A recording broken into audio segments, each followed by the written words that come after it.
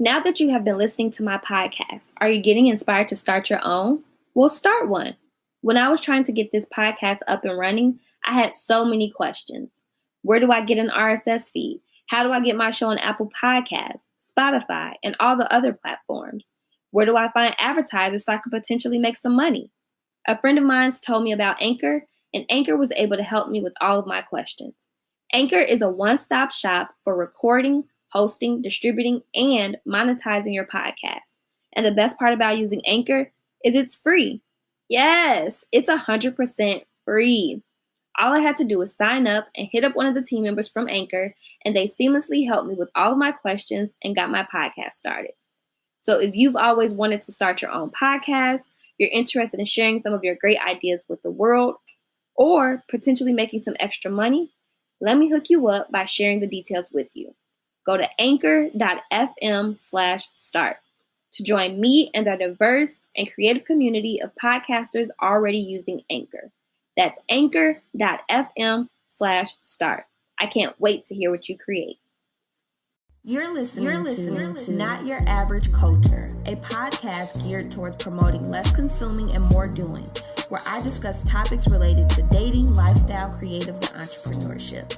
This podcast will challenge you to open up your mind, think about things differently, and ask yourself, am I doing it for the culture or doing it for myself? I'm your host, Chardonnay. Let's get to it. Set your mind on a definite goal and watch how quickly the world stands aside to watch you past. And I think that in this time, especially in light of COVID-19, especially being at the age that we are, being millennials, we have the opportunity to use our biggest asset, which is time, to design the life that we want to live, right? So I think that it's important for us to set definite goals. And everybody that I've watched be successful has had this idea in their mind from the jump and saying, hey, this is what I'm setting out to do. Right?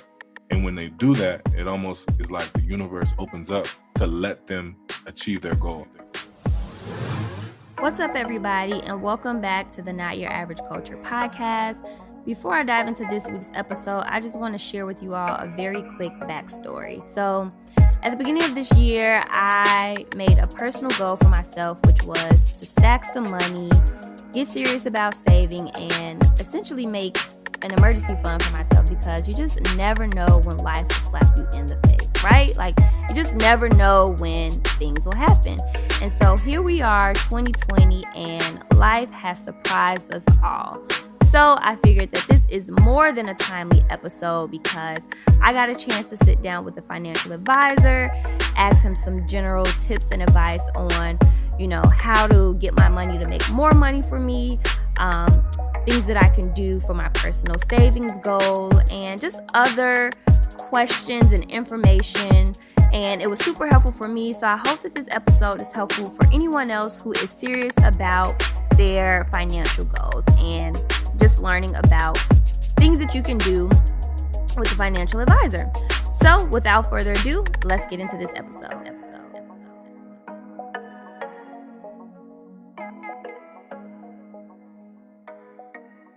Hello. How you doing? I'm good. How are you? I'm doing very well, trying to start my morning. Where are you located? Because I know you're in...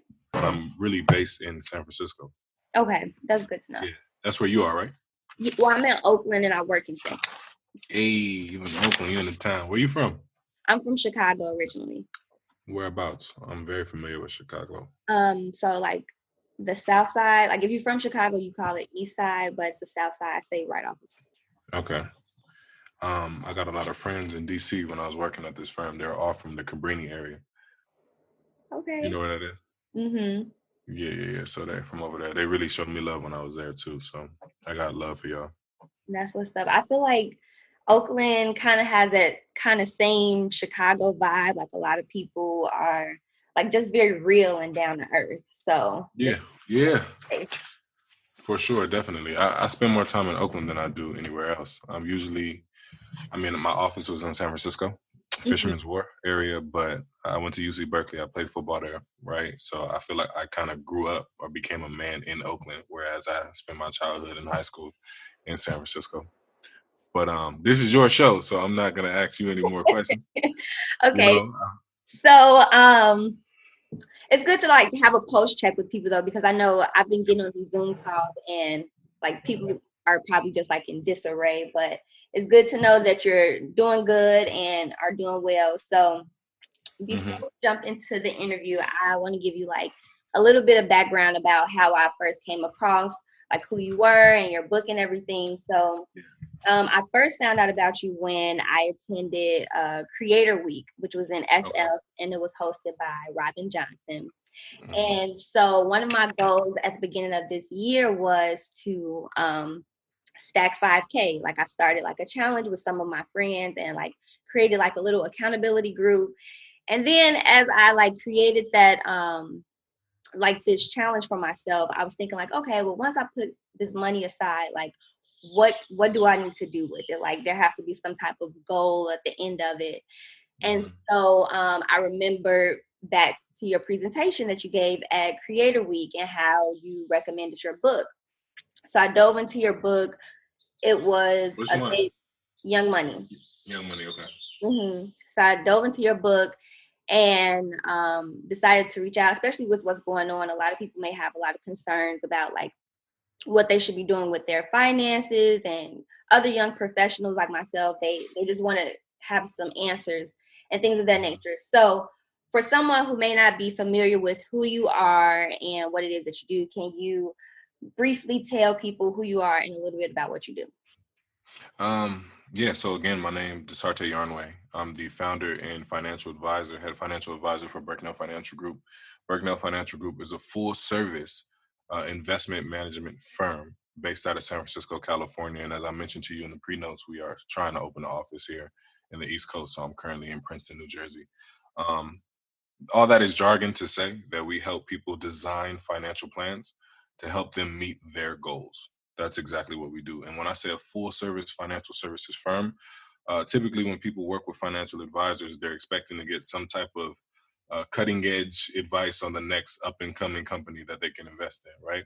But when we say full service, what we're doing is taking everybody through a process that allows them to outline their goals, invest their money, right? Save money on taxes and protect their goals through estate planning. So we offer financial planning, which means that every client that comes through our doors gets a financial plan. Essentially, this is a roadmap to say, hey, this is what I'm trying to do, and this is the way that I'm going to get there. So you know exactly what you have to do. Number two is investment management. So instead of you having to go through the trouble of picking a specific stock or figuring out where to put your money after you saved, right? We do that for you. So we're in the driver's seat, and we'll pretty much liken it to like a Uber, right? To say, hey, this is where I'm trying to go. I know that I have to invest to get there. Instead of you driving, we'll drive and give you check-ins on the way to your destination. So that's investment management. Number three, what we just added is tax planning, right? And there's a difference between tax planning and tax preparation. So tax planning for somebody who is a young professional making pretty good money, right, may have a tax liability at the end of the year that's saying, hey, what can we do to make sure that you're not paying any taxes, right, once you file? So we do that full year tax planning. And then we do tax preparation. Now I have a CPA on staff, right? When it's time to file, we look at what you've been doing, what you've made over the course of the year, and figuring out how we can file your taxes in the most efficient way. And lastly is estate planning for our older clients or our clients that are either getting married, have a house, or have a child, right? We want to make sure that we're writing wills, creating trust, right? Which is a huge thing for building and gifting multi-generational assets, and we're putting this estate plan together to make sure that your assets are protected. So that's what we do here at Berknell. That's what's up. I want to come back to like the trust and the real estate planning and that, because that was something that stood out to me as well that you touched on during Creator Week. But something else I kind of want to go into first is for someone who may not be like familiar with like a financial advisor or feel like they may need like a 6-figure income, can you speak to that audience and kind of walk through like the type of people that should pursue like financial advice? Yeah, that's a great question. I think that everybody needs an advisor. Now, I don't think that it's your fault for believing that you have to be some sort of middle class, affluent, or, rich or wealthy to deserve one. I think that the financial services industry has done a bad job at marketing what it means, right, to need a financial advisor. So if you have money, if you have income, if you want to improve your circumstance, you need an advisor. Now, what type of advisor you get is where I think we have the complications here, right? So if you're on a place where you have no discretionary income, you're trying to improve your credit, you might want to go the direction of a financial coach, somebody whose main job isn't to necessarily invest assets for you, but is to keep you accountable on some things that will change, right? The fundamentals of your financial circumstance. Now, if you are looking to do some longer term goals and planning, right, and want to put all these moving pieces together, you need somebody like Birkenau Financial Group, like my firm, right, that can create the plan and tie all of these different financial components together to help you get to your goal. Now, before I started Birkenau Financial Group, I was a wealth manager. This is for the super high affluent group, right? To say like, hey, I got X amount of $1 million. I don't really need, too much relationship type of thing. Just invest my money and make it make more money, right? Mhm. Um, that's like the next group up. So I think that depending on where you see yourself, and I feel like a lot of millennials, right, in this time really need the basic stuff, right? They need a financial coach to be like, hey, keep me accountable because I know if I get this check, there's already things in my mind, we call this mental accounting, that I've already spent the money on. Right. You get what I'm saying? So they need somebody to keep them accountable. So I think most people need to start there, have a combination between a planner and a coach that can help them realize their goals. Now let's really get into like the basics, because you have some people that are freelancers, you have some people that are hairstylists, these small business owners, small like entrepreneurs, and something as simple as like filling out those tax forms, those important documents that you have to fill out when you are working for yourself. Um, is that something that like your company would assist people with? Yeah, we do those things, and I've been blessed to have a great team around me, right? That I've really built over the last couple of years to help me with those type of things. So in terms of tax planning and just that coaching, right? In a sense, like I don't know what I'm doing, Hmm. which is most of us, right? What's a common like thing people will come and say, like the most basic thing that you being in this industry you would naturally know, but the most basic thing that a lot of people may um look over or make a mistake with? Make a mistake with. Most people would be like, "Hey, Dasarte, I have saved some money and I'm trying to figure out what to do next." That's like the big umbrella question, right? Hmm. I've saved some money. So, like you just talked about trying to save a certain dollar amount. They've Hmm. gotten themselves to this goal, but now it's like, what do I do next? Because to be honest with you, bank saving accounts don't yield that much interest. Yeah. So that same $10,000 that you have today, next year will probably be like 1002 if you just left it there, right? Hmm. $10,002. It's just the name of the game and where we are. So most people will be like, what do I do next? And then that's when we kind of peel back this onion and say, hey, well, based on your spending habits, based on this, like you can do even more, right? You can accelerate your savings. You can do a lot to get to where you want to go. And I think that it's not a question of what's the most basic thing. It's like, how can we change your thinking Mm. to help you realize your goals? So I won't say the questions are basic or I see a specific question. I just see a frame of mind that doesn't allow people to maximize their financial situation. That's true, because even when like reading your book, I was thinking like, okay, like I have to have like these thousands of dollars to start Mhm. investing or to start doing something with my money. And it was kind of eye opening. Like, I think you mentioned, what's the lowest amount that you could start with? Like if you're thinking about investing or like building on to your finances. Yeah, I mean, at this point, with just the applications and the access that we have via technology, you Mhm. can start with as little as $10 a month on certain platforms like Stash and all these little platforms. Now, for us, we don't have a minimum because we understand and we can talk about this later, but just like the financial dynamic with millennials, if you are saving and if you are investing, a lot of people are already doing that through their company's 401ks, right? And don't even know, right? So it's like, how can we advise you with the things that are automated, right? So we can maximize that first. So you don't necessarily have to give Now money, but you already have money that you're putting aside. So Right. we'll help you with that, right? So I think that people have to think bigger and like reframe their way of thinking so we can maximize what they're already doing. So that leads me to my next question is, what are some common myths or assumptions other than like you have to have a certain amount to get started that people have about this industry? That financial advisors are sleazy car salespeople, right? Like they're just trying to sell you something. I Mm-hmm. think that's a huge misconception about the industry. When you go to a car dealership, you're just trying to look around and somebody's on top of you, like, "Oh, how can I help you, sir? What do you need?" Right? I think that's a big one. At my firm, we've organized it to be fiduciaries, which means that we have to put our clients' best interests first, right? And I think that when you find the right type of coach or advisor, that is the type of experience that you're going to get. There's no commissions, there's none of that. There's just probably a flat fee and a deep relationship that you can build with somebody to help you, succeed over the long term. So I think that's a misconception of an advisor in our industry. I think number two would be probably that an advisor is only trying to sell you a stock or something, right? Mm-hmm. Like the best advisors are sound listeners and great planners. So before you even talk about money, you're going to be talking about what your goals are, right? What your fears are, what you want to see happen with your money, right? And they're going to frame it that way, like, this is all yours. I'm just trying to help you maximize and optimize what you're trying to do. So I think that those two things, pretty much one thing is like the biggest misconception about the industry.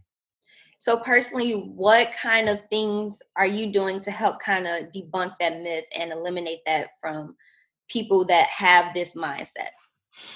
Well, as I told you before, or as you probably already experienced, free or somewhat free content, right? So I want to make sure that I'm putting out all this content into the universe, into the atmosphere. So the Young Money podcast is out there. It comes out every week when I'm having people come speak about financial literacy, speak about the current state of the world and affairs. We're in COVID-19 right now, right? And that's affected everybody's pockets, right? I have clients that have built real estate empires off of Airbnb and have no rentals, and they got to still pay the mortgage, right? So it's like Mm-hmm. these different things are happening, and I want to put this free content out so you can educate yourself, right? Books like Young Money, Pay Me in Equity, Dating Benji, the 3 books that I wrote, like all of these things are my weekly blog. I want to put this out so you can say, hey, this guy is giving me this for free 99, right?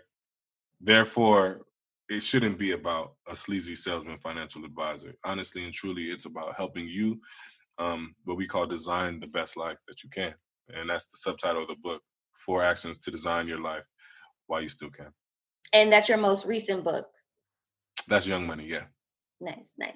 So one thing I want to do, if you don't mind, can I share a quote that I liked in the Young Money book with people? Please. So you mentioned if you can sit through the rough times and be disciplined through the good times, you will increase your likelihood of building the wealth you desire early on. Do you want to speak more to that specific phrase? Because I feel like when I read that, I was like, it was, if you can sit through the rough times and be disciplined through the good times, you will increase your likelihood of building the wealth you desire early on. Yeah. It's a marathon, right? I'm a huge hip hop fan, and Nipsey Hussle kind of reiterates that in his music, right? It's a marathon. And when you think about anything worth having, you have to understand that it's a cycle. Life has seasons, and that's noticeable in our nature, right? So you have spring, you have summer, you have fall, you have winter, and in these seasons, it brings us different characteristics of the atmosphere, right?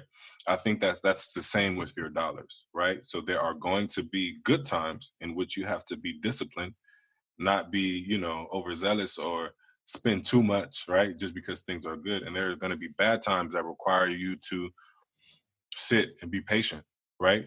To see that season pass. So I think that many times we try to overcomplicate the situation. We stress out. We complain, right? And the game of money, the marathon of money, is fundamental, and it aligns with just the natural cycle of things. So discipline, being patient, right? And if you do those two things, you'll see the fruits of your labor mature into their proper figures. So I think that's what that quote really is trying to highlight and saying, hey, don't overcomplicate it. Right. Don't overcomplicate it. If you can do these two things, you can stay disciplined, and you can be patient. the world is essentially yours. That's true. That's so real. So one of the last questions I'll get to is what keeps you inspired? What keeps you motivated to stay within like this industry, to put out this free content? Like what keeps you going? Great question. I feel like, so my history, man, my mom was born on a rubber plantation in Liberia. My dad passed when I was young. Um, I grew up in a pretty rough neighborhood, right? So for me, I'm looking at all these things like, man, how can I help this situation? How can I help the next Dasarte that comes out of the same neighborhood have the tools to be successful and to realize everything that he wants to realize? Unfortunately, a lot of these things I have to figure out and find on my own, right? Um, but it shouldn't be that way. Right. I think that we should be passing down this information to each other because other communities are doing that, and that leads to a higher likelihood of living a fruitful life. So when I got to the first firm that I worked at, I'm working on $1 million accounts, and I can see this demographic of people. They just had the memo, like they just knew, like this is what we do. We make money, we save money, we invest money. And I'm like, this is the first time I'm ever hearing about this.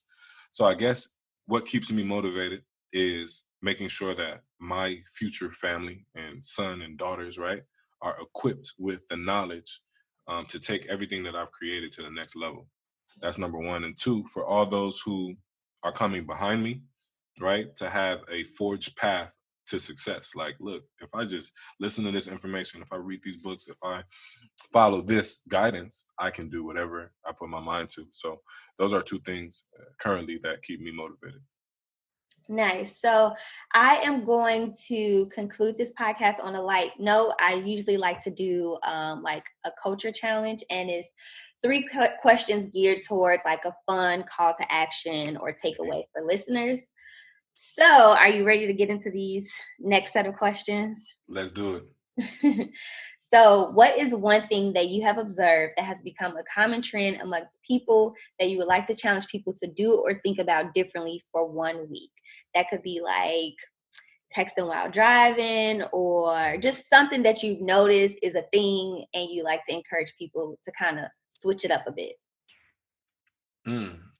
That's a great question. I mean, since this podcast is about money, I think like the urgency to spend on or after payday is like something that I see often. So what I would encourage people to do is have a week of like not spending on non-essentials. Right. So if you can say, hey, if your rent is due on the first, pay your rent. I'm not saying don't pay your rent, right?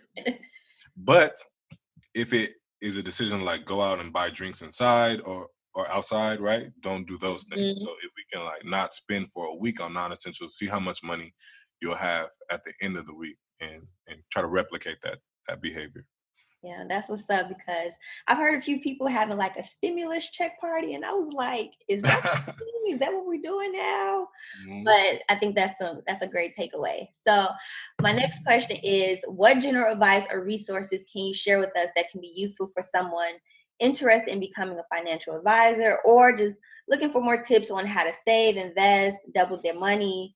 I know you mentioned your podcast, your books, but what are some other things that are out there that people can look into? For anybody interested in becoming a financial advisor, I'd recommend that they. And do you need a degree to become a financial advisor? Are you there? Yeah, I'm here.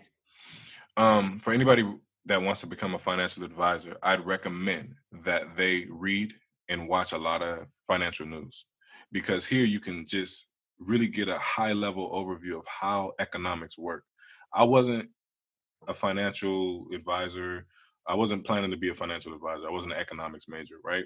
But once I started to see that the things that were happening in the market were the same things that were happening in my neighborhood, just professionally, right? I started to see like, yo, this is something that anybody can get a hold of. Anybody can learn, right? Yeah, And by that, I mean supply and demand, right? gotcha. You know what I mean? People were at our neighborhood that wanted certain things that would only come out, say Jordans or something, in a limited quantity. So the supply was limited and demand was high. And I'm like, I'm watching the news and they're talking about things that I can correlate or align, right? Based on my experience. So I think that watching a lot of news really helped me. And then going back to reading a lot of books helped me as well. So I would say that to your second point, you don't need a degree, but I do think that credentials, licenses, right, these things make you more credible in the eyes of your future clients. In terms of budgeting, I think that everybody listening to this podcast, we are in unprecedented times. We haven't seen a time like this since 1929 in the Great Depression, right? So those people walked out of the Great Depression taking away a few lessons. They had stock pantries. They had emergency funds. Some of these people had physical bricks of gold because they didn't know if the paper money was going to be enough, or was even going to hold any value. So because we're at this time and we're millennials and we've never faced anything like this since graduating high school, right? Especially when our own dollars was at risk, I think that everybody can, one, establish an emergency fund, right? Yes. Establish that emergency fund. If you don't have 3 to 6 months of your current expenses in some sort of savings vehicle, you are doing yourself a disservice and you're making it hard to ever get ahead of the curve. So, number one, establish that emergency fund. Number two, I think that you should educate yourself, as we mentioned before, like not only for financial advisors, but there's so many resources out there to just educate yourself. You should not be trying to figure out what to do in the course of a pandemic or in the course of a bear market, right? You should already be kind of equipping yourself with this fundamental information so you can make those moves when the window of opportunity presents itself, right? So when real estate gets cheaper, when stocks are cheaper, right? When all these things happen, you should be like, oh, I read about this. Maybe I should seek out an advisor to figure out if this makes sense, right? So really educate yourself. And then number three, we're millennials, we're getting older, having conversations, if possible, with our loved ones, right, about money. Because to be quite honest, there's a black tax on millennials that are, moving along in their financial careers, right? So a lot of our families might depend on us for certain things, right? Or our mother's retirement plans. That's what I joke around my mom and I say, right? So just having some conversations with your family in terms of money are all good places to start. And that's what you were talking about earlier about like estate planning and things of that nature. So what is estate planning? Because I wasn't introduced to that term until hearing you, speak more about that. So can you break that down for us, like what exactly that is? Yeah, so in short, an estate is pretty much all of a person's assets, everything that they own, right? So when we have this conversation about multi-generational wealth, it's about passing down these assets to loved ones whom they call beneficiaries so that wealth can continue to accumulate. Now, if you don't have an estate plan, sometimes these assets can get lost in the transition. Does that make sense? Mm-hmm. So if you're losing assets in the transition, you'll never be able to compound their worth. Therefore, your beneficiaries are almost having to start over, right? So it's like passing a baton. You want to make sure that it gets there, it gets there, it gets there to the next generation. So that's why you should have a estate plan. Now, the people that I work with, we want to make sure that all of this is written up, right? So before a person, God forbid, passes away, they can say, well, I want this house to go to my daughter. I want this investment account to be split amongst the three of my children. I want, Mm-hmm. this bookshelf that has fundamental sentimental value to go to my son because he'll read the books. Like all of these are a part of a person's estate plan. Now, some famous estate issues that have happened in the recent past. Michael Jackson died over 10 years ago. That's an estate over billions, like millions of dollars, right? Neverland. And because he didn't have an estate plan, his family has still yet to receive those assets, right? Wow. So things like that matter. You got I don't want to say Prince, same thing, right? That passed away. So you got a lot of these stars that weren't even thinking about this stuff, and that puts a halt into multi-generational wealth, or their assets begin to be auctioned off to strangers. And we don't want that to happen. As a community of people, Black people, right? We want to make sure that we retain as much of our wealth that we've accumulated throughout the course of our lives. So I think that estate plan is extremely important. And I'm kind of tossing this in there too. So a trust, is Mhm. that essentially like, oh, I trust you with making sure that you're going to make sure all my stuff is distributed to the right people once I am no longer here. Is that essentially what a trust is? Or correct me if I'm wrong. The name trust isn't exactly as literal as it seems. So what a trust is, it's an account, right, that is structured to protect whatever asset you put in there against any creditors or any person that tries to claim that asset. So give you an example. if somebody dies, right, and they have a $1 million mansion in the Oakland Hills, right, and they don't have a trust that they could have put their house into, anybody can go to the courts, the city of Oakland, and say, hey, well, he said he was going to gift that house to me. Now it's a legal battle over, that house. Or if this person has extra super ridiculous debt, right? Creditors can say, well, he still owes us, and we're going to take the house to pay off our debt, right? So what a trust does is it can protect that asset against creditors, and it can also be designated to go to the beneficiaries that it's supposed to go to. So when it's in there, you write up, say, hey, this house is going to go to this person, right? It's protected against creditors, et cetera, et cetera. So it just goes back to the idea of saying, hey, I don't want anything lost in transition in the event of my untimely passing. Does that make sense? Yes, that's what's up. And it's important for us to know it's a taboo topic. And of course, nobody ever wants to talk about these things, but it's necessary that we all know this information. Mm-hmm. So the last one is a time question. You have 5 seconds to answer this question. Oh, wow. Hold on. Let me take a sip of this tea. Thank you. I was about to say, I'll let you take a sip first. All right. All right. So there's a new update on phones, and you can only have 3 apps on your phone. What 3 apps do you have on your phone? And go. Email, text. That's an app, right? That's kind of a normal function that come on the phone, but that's okay. So apps. I want the Yahoo Finance app. I want the World News app, and I want my bank account app. All right, that's what's up. That's very fitting. Yeah. So how can people contact you, and are there any last things that you want to share with everybody? So in terms of contact, you can reach me. You can go to www.berknell.com. That's BERKNELL.com. That's the name of my firm, Berknell Financial Group. You can get our blog on there. You can get links to everything else on there. We do podcasts weekly that are sometimes on video on YouTube as well. And we have a newsletter. In case you want to sign up, you can get all of that weekly information and those financial gems to your inbox. In terms of last thoughts, one of the quotes that is in Young Money is set your mind on a definite goal and watch how quickly the world stands aside to watch you past. And I think that in this time, especially in light of COVID-19, especially being at the age that we are, being millennials, we have the opportunity to use our biggest asset, which is time, to design the life that we want to live, right? So I think that it's important for us to set definite goals. And everybody that I've watched be successful has had this idea in their mind from the jump and saying, hey, this is what I'm setting out to do, right? And when they do that, it almost is like the universe opens up to let them achieve their goal. I'm not saying it's going to be easy, but it's like they're so intentional, right? Right, manifesting. Exactly. Things begin to manifest for them. So my advice is to set your mind on a definite goal. Watch how quickly the universe stands aside to let you pass. And I look forward to, watching you do it. Absolutely. Thank you so much for taking the time to hop on this Zoom call. I really appreciate it. Continue to do what you're doing. Like I said, it's a great service to people, to our community. And yeah, I really appreciate it. No worries. Thank you.